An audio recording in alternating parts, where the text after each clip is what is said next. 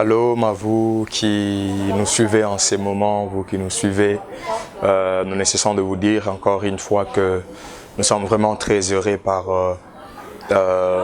votre apport en suivant des vidéos, en partageant, en commentant, en aimant. Ça nous fait vraiment du bien. Que Dieu vous bénisse énormément pour ça. Toujours avec votre serviteur Aristoni Katumbaï que je suis. Nous allons nous entretenir encore autour de la parole interprétée. Nous serons aujourd'hui dans Colossiens chapitre 1, le verset 15. Ce que nous allons partager aujourd'hui, c'est juste pour nous faire comprendre que veut dire le premier-né de toute la création. Si vous êtes en train de suivre cette vidéo, je vais vous suggérer, avant de la suivre, suivez la précédente vidéo sur Proverbe chapitre 8, le verset 22 jusqu'au 26e verset, parce que c'est juste un complément de ce que nous avions dit la fois dernière. Alors, nous pourrions lire Colossiens chapitre 1, le verset 15. Si vous avez vos Bibles à la maison, vous pouvez ouvrir en suivant la vidéo. Il est écrit « Il est l'image du Dieu invisible ». C'est de Christ qu'il s'agit. Il est l'image du Dieu invisible, le premier-né de toute la création. Ça, c'est Louis Ségon. Mais lorsque vous lisez dans la version de Parole de vie, on dit « Le Christ est l'image du Dieu qu'on ne peut voir. Il est le Fils premier-né au-dessus de toutes choses créées. » Lorsque vous lisez la version Parole vivante ou la version d'Alfred Kwan, la Bible dit « C'est Fils, donc qui est Christ, il est l'image du Dieu que nul ne peut voir, que nul ne voit. Donc le premier-né de toute la création, il a la primauté sur toute créature. » Nous sommes bel et bien dans l'épître de Colossiens comme nous l'avons annoncé, comme nous l'avons lu. Alors on peut dire un petit mot sur cet épître. Cela fut rédigé ou écrit par l'apôtre Paul. C'était d'ailleurs pendant son premier emprisonnement en Rome. C'est en ce moment qu'il a écrit cet épître et c'était dans le but de combattre en fait des hérésies que connaissait l'église de Colosse. Donc cette église connaissait plusieurs hérésies et l'apôtre, comme en tant que gardien de la doctrine, il était en train d'écrire pour combattre en soi ces hérésies. Alors, nous voyons que dans ces chapitres, l'apôtre Paul exalte le Fils de Dieu. Il exalte le Fils de Dieu dans sa préexistence, donc de toute sa puissance et dans sa glorification et dans son éternité.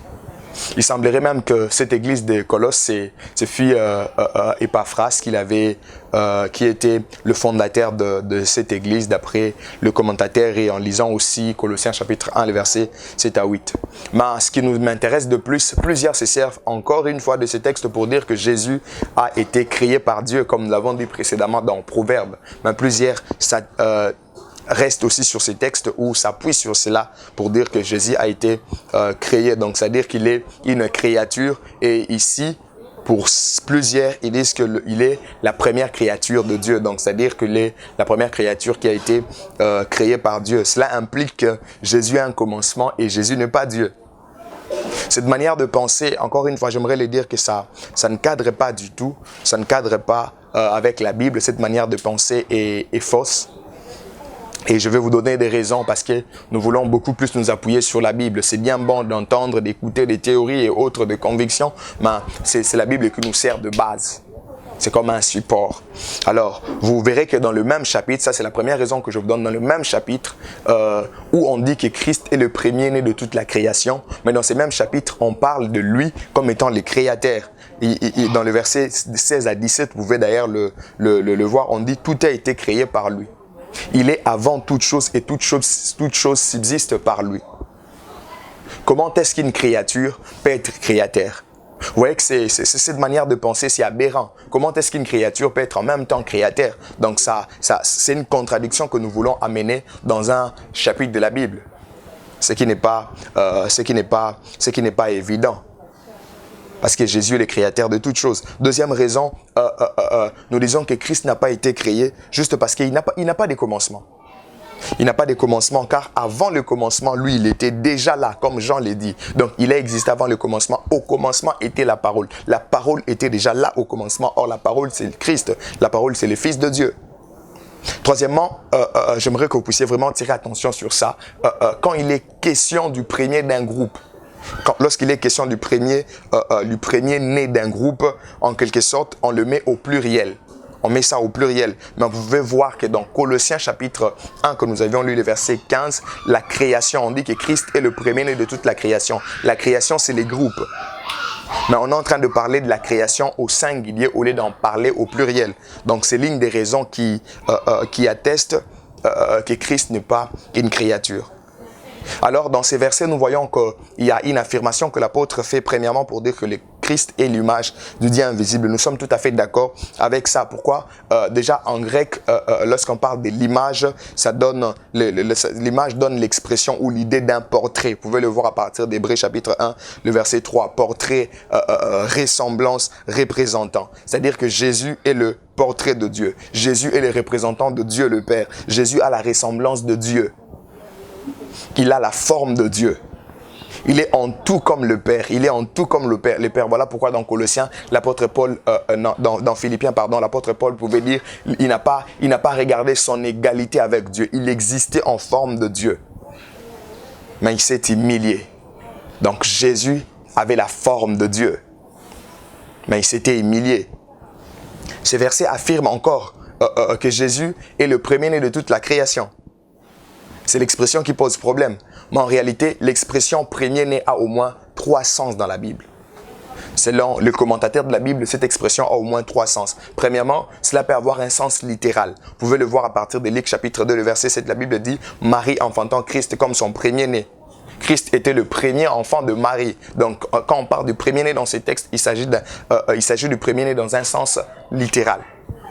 Et deuxième sens, c'est dans un sens figuré. Quand on parle du premier-né dans la Bible, le deuxième sens que cela peut avoir, c'est un sens figuré. C'est un peu comme dans Exode chapitre 4, le verset 22, la Bible dit « Israël est mon fils, mon premier-né ».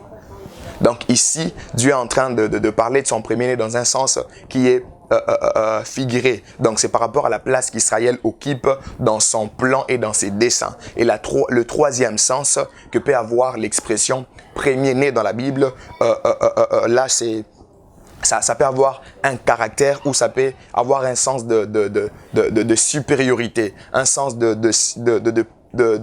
particularité, un sens de primauté. Vous pouvez le voir dans Psaume chapitre 89, le verset 28. La Bible dit « Et moi je ferai de lui le premier-né, le plus élevé de roi de la terre ». Ici, il ne s'agit pas d'un premier-né comme si on est en train de l'engendrer, non. Mais c'est l'essence de la primauté. Et si on doit comprendre dans quel sens on parle du premier-né dans Colossiens chapitre 1, le verset 15, il faut les saisir qu'on parle du premier-né dans le sens de la primauté. Parce que premier-né en grec, ça vient du grec, on parle de prototokos. Donc cette expression attribue à Jésus le sens plutôt d'une primauté. Ça s'attribue à Jésus le sens d'une primauté que celui d'une origine. Donc il ne s'agit pas de l'origine de Christ, mais il s'agit de sa primauté. Car c'est cette expression cadre avec ce qu'on a dit dans Psaume chapitre 89. Ça indique que Jésus est le Fils de Dieu. Et il est le Fils de Dieu par une relation éternelle.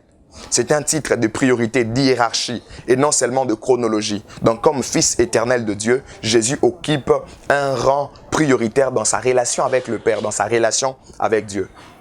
Je vais aussi clôturer ici avec quelques vérités utiles afin de nous fixer sur la parole de Dieu. Premièrement, nous devons retenir que Jésus est Dieu. Et en tant que Dieu, il est créateur de toutes choses. Jésus est Dieu en tant que Dieu, il est créateur de toutes choses. Parce que dans le premier chapitre de Colossiens, on nous fait voir que toute chose subsiste en lui. C'est-à-dire qu'il n'est pas une créature, mais il est un créateur.